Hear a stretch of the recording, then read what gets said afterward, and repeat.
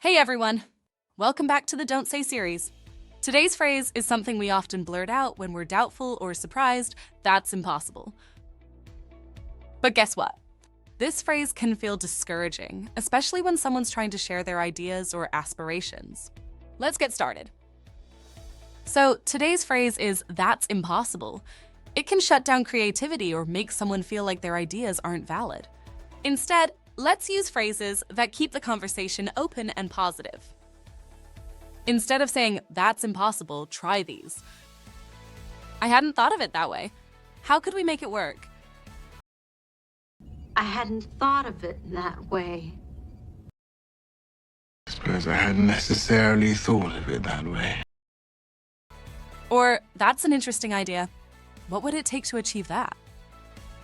You could also say, "I'm not sure how, but I'd love to explore the possibilities." Or, "let's think outside the box and see what's possible."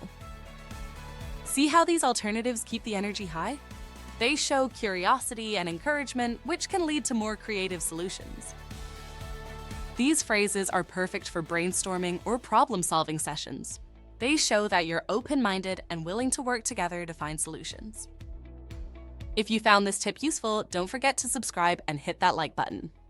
And be sure to check out the other videos in our Don't Say series for more ways to improve your English communication.